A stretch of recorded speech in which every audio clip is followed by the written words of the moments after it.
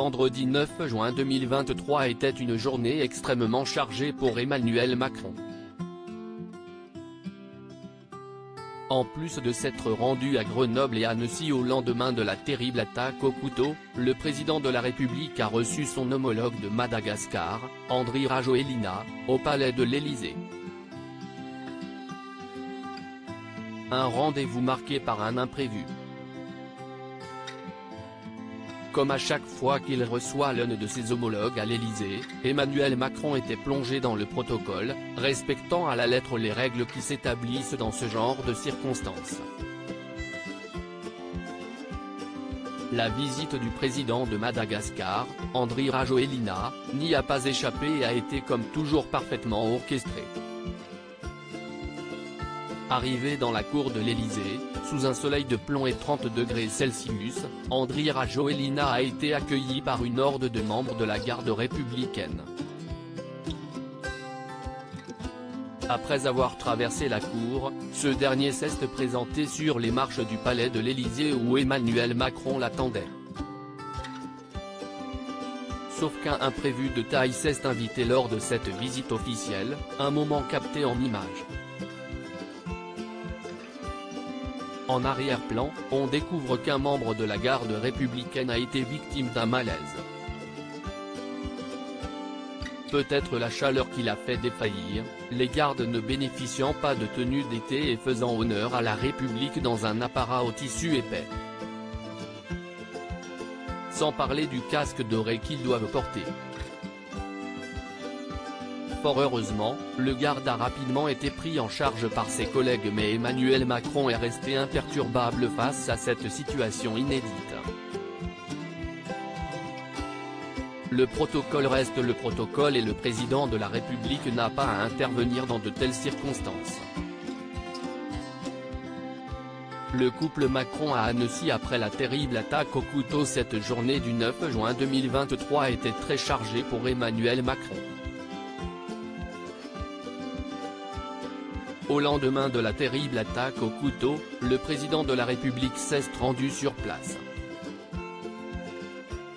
Accompagné de son épouse, la première dame Brigitte Macron, le chef de l'État est allé au CHU de Grenoble qui a pris en charge plusieurs victimes.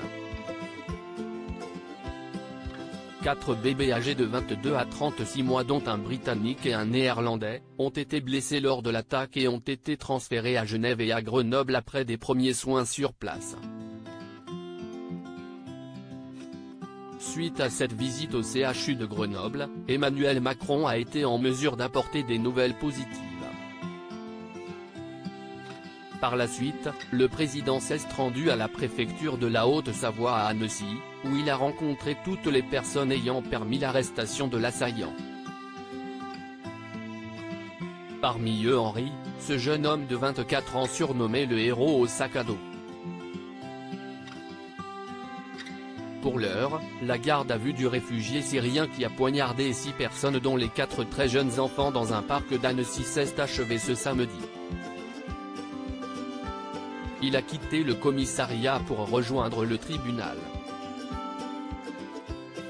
Les enquêteurs s'efforcent toujours de démêler ses motivations malgré son mutisme. Depuis son interpellation, Abdelmasih H. 31 ans n'a donné aucune explication et fait obstruction à la garde à vue, notamment en se roulant par terre. Il est en outre totalement mutique, ont indiqué des sources proches de l'enquête à l'AFP. La folie est une excuse trop facile, si est si important de savoir qu'il est auditionné et qu'on ne le considère pas simplement comme quelqu'un de délirant, a commenté vendredi soir le ministre de l'Intérieur Gérald Darmanin.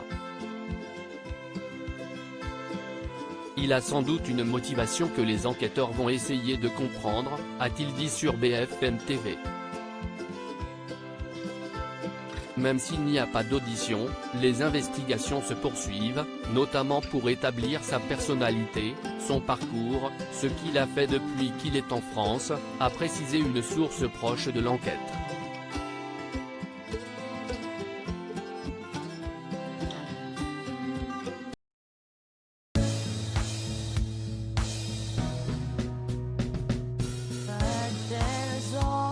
times, through the rough times, I think you can let me know. Sit down, sit back, let me help you out. 'Cause